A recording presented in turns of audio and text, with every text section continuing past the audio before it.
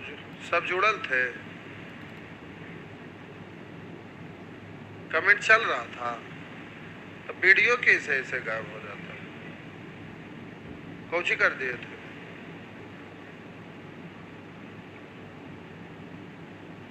Comment चल रहा था सर्वर से कुछ तो सेटिंग आप क्या किए थे? इतना देर से बकते जा रहे हैं, फिर से बके। कहाँ तक हुआ था?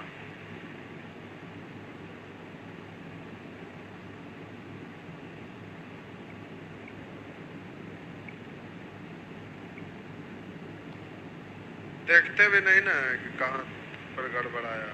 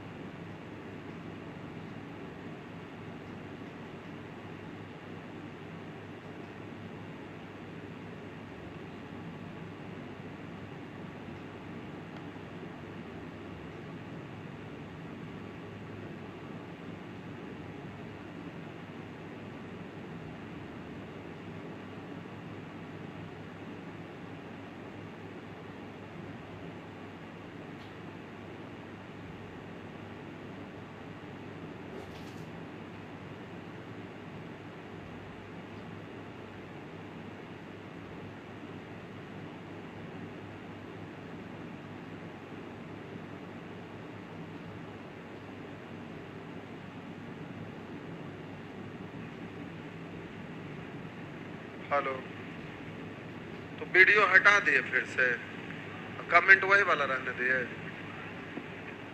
क्या आदमी 1 घंटा से वहां तक बकता, आधा घंटा तक बकते रहे उसी में, अब फिर से उसको बके। देखते नहीं है का है? तो वहां पर देख रहे थे तो कहा आप अपने बोल रहे हैं कि 5 मिनट से गड़बड़ हो ले। हम बोलिए रहे हैं 5 मिनट से गड़बड़ हो ले, बोले में भार नहीं पड़ता है।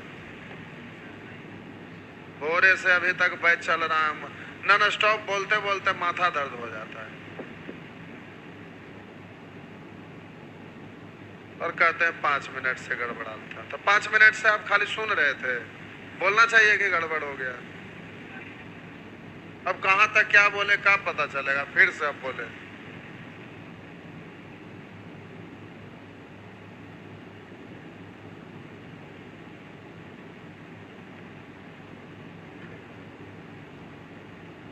अब क्या होगा? आप 15 मिनट बचा, 15 मिनट में अब कौन सी होगा? अब कहां तक क्या हुआ नहीं हुआ कुछ पता नहीं है।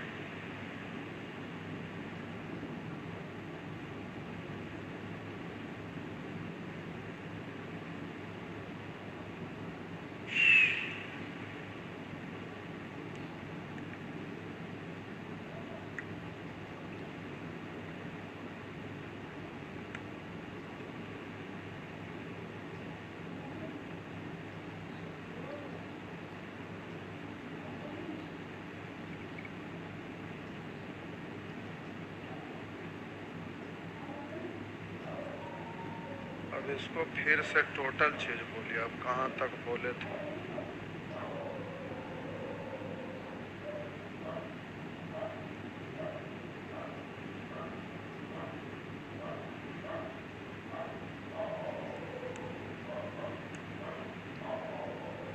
चक्रवृद्धि ब्याज के 12.5% वार्षिक दर से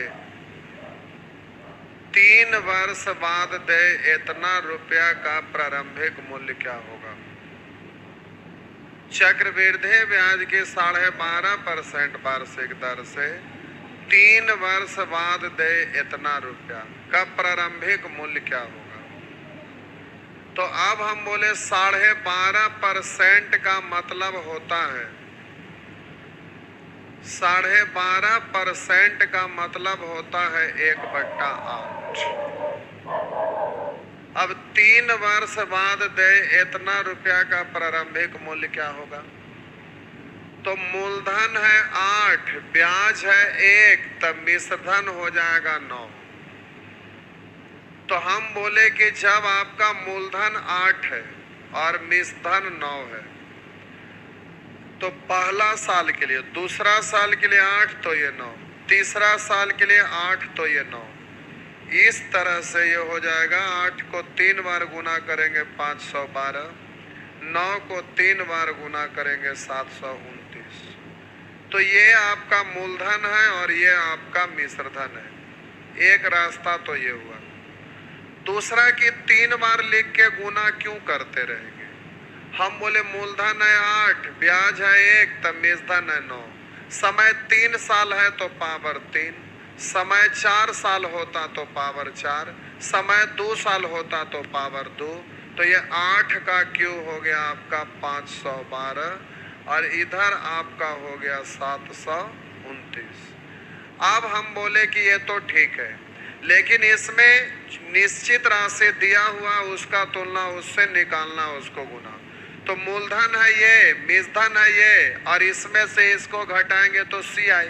तो जब सिंपल पूछेगा मूलधन रहे या मिश्रधन रहे या सी आई रहे, तो इसमें से कोई भी निश्चित राशि दिया रहे और इसमें से कोई भी पूछे तो आप गुना कर दीजिएगा, जल्दी से हो जाएगा। लेकिन कभी कभी निश्चित राशि दे देगा कि दूसरे साल का सी आई इतना है, तो दूसरे साल का तुलना दूसरे साल से, तीसरे साल का तुलना तीसरे साल से, तो फिर इससे करेंगे तो फिर आप परेशान हो जाएंगे। तो बोले कि इसको आपको करना क्या है कि तोड़ तोड़ कर बनाना है। तो ब्याज का दर 12.5% है। 12.5% का मतलब 1/8 है। मूलधन 8 तो ब्याज 1 तो मिश्रधन 9। अब हम बोले कि अगर ऐसे बोलते हैं तो ऐसे बोलिएगा, मूलधन तो 8 है लेकिन समय 3 साल है, तो 8 का क्यूब 512। तो ये मूलधन आपका हो गया 512। अब हमें 512 मूलधन मालूम है। अब पहला साल के लिए, दूसरा साल के लिए, तीसरा साल के लिए, अब हम बोले पहला साल के लिए एस आई अगर बात करते हैं तो ब्याज का दर 12.5%, तो 12.5 का मतलब 1/8। तो पहला साल के लिए एस आई बोलिए या सी आई, बात बराबर। तो ब्याज RT% होता है एस आई में। तो 12.5 गुने समय 1 लेंगे तो 12.5 गुने 1 बोलिए या 1/8 गुने 1 बोलिए। परसेंट है, फ्रैक्शन है, तो 1/8 गुने 1 यानी 1/8। तो पहला साल के लिए एस आई बोलिए या सी आई, बात बराबर। तो इतना का 1/8, तो ये 3 बार 8 है, तो 1 बार कट जाएगा तो 2 बार बचेगा। तो पहला साल के लिए एस आई तो 64, दूसरा साल के लिए एस आई तो 64, तीसरा साल के लिए एस आई तो 64। अब हम बोलेंगे पहला साल के लिए एस आई तो भी 64, पहला साल के लिए सी आई तो भी 64। अब दूसरा साल के लिए अगर एस आई कहेंगे तो 64, लेकिन सी आई कहेंगे तो इससे थोड़ा ज्यादा। कितना? तो जो पिछला साल का ब्याज लिए हैं उस पर भी ब्याज, तो दर 1/8 है। तो 64 का 1/8, 8 कटेगा, 8 का 8। अब हम बोले तीसरे, अब बोलेंगे कि पहला साल के लिए एस आई तो 64, दूसरा साल के लिए एस आई तो 64, पहला साल के लिए सी आई तो 64, दूसरा साल के लिए सी आई तो 64 प्लस 4 8। अगर बोलेंगे 2 साल का एस आई सी आई का अंतर, तो टोटल सी आई इतना और एस आई मात्र इतना, तो टोटल में से इतना को घटाएंगे तो केवल ये बचेगा। तो 2 साल का सी आई एस आई का ये अंतर कहलाएगा। उसी तरह से तीसरे साल के लिए एस आई तो 64, सी आई तो पिछले साल में ये जितना भी ब्याज मिला था, इस ब्याज पर भी ब्याज, तो इन सबको जोड़कर उसका 1/8 निकालिए या प्रत्येक का अलग अलग निकाल के जोड़ दीजिए, बात बराबर। तो इन सबको जोड़कर 1/8 निकालेंगे, उससे अच्छा है कि डायरेक्ट इसका भी 1/8, इसका भी 1/8, इसका भी 1/8 निकाल लेते हैं। तो पिछले साल का जो ब्याज है उस पर भी ब्याज लगेगा, तो ये तीसरे साल का सी आई होगा। तो 64 का 1/8 8, फिर इस 64 का 1/8 8, फिर इस 8 का 1/8 यानी 1। अब हम पूछेंगे कि पहला साल के लिए सी आई तो 64, दूसरे साल के लिए सी आई तो 64 प्लस 8, तीसरे साल के लिए सी आई तो 64 प्लस 8 प्लस 8 प्लस 1। अब हम बोलेंगे कि 2 साल के लिए एस आई तो बोलेंगे 64 प्लस 64।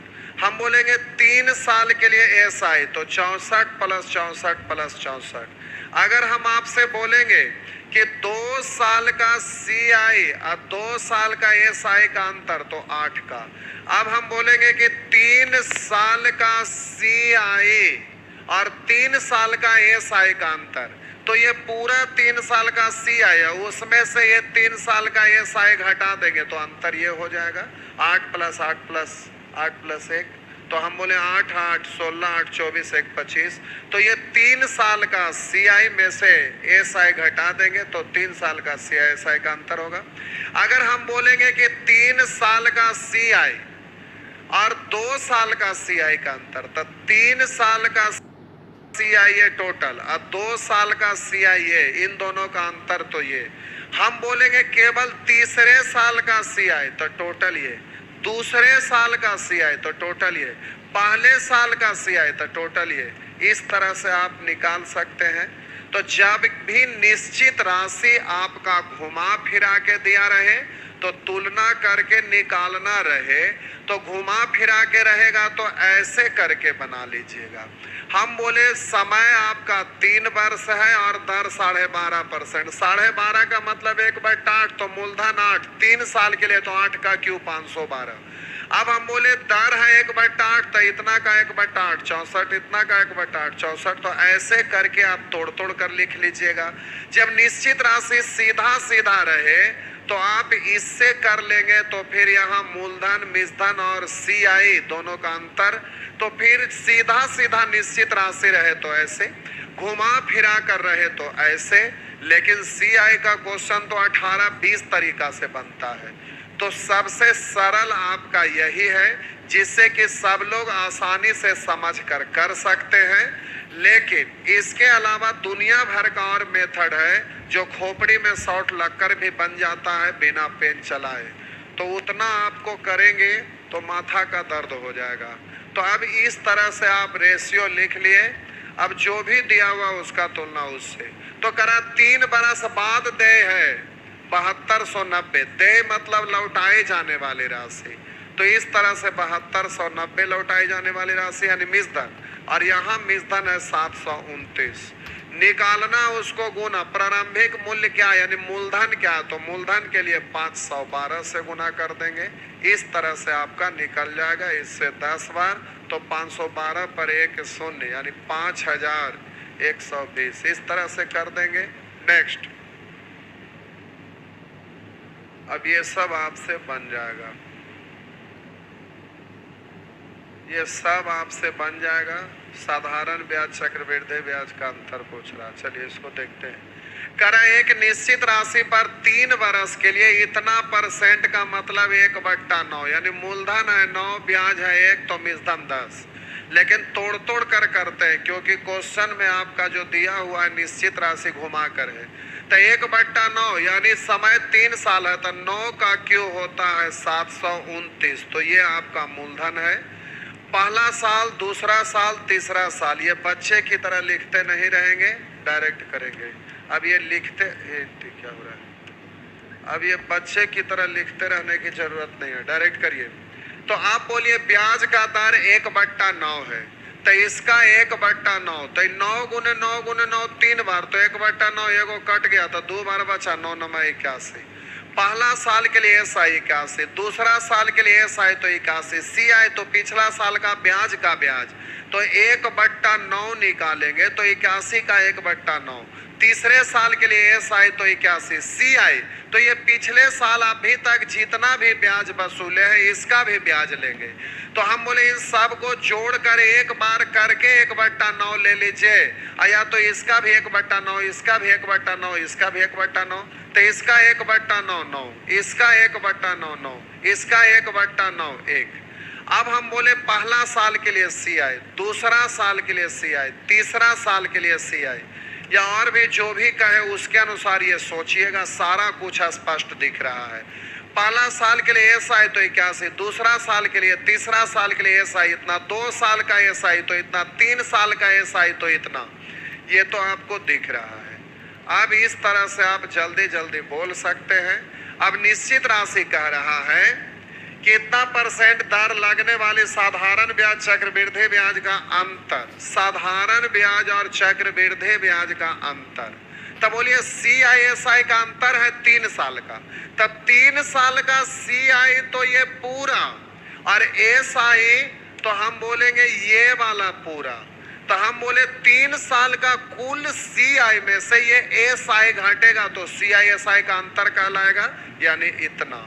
तो 9 9 18 9 27 1 28 निकालना है। CISI का अंतर का तुलना अंतर से निकालना है मूलधन। तो जल्दी से बोलिएगा, मूलधन निकालने के लिए 729, 100 से गुना मत कर दीजिएगा क्योंकि रेशियो यहाँ पर आप लिख के कर रहे हैं फ्रैक्शन से।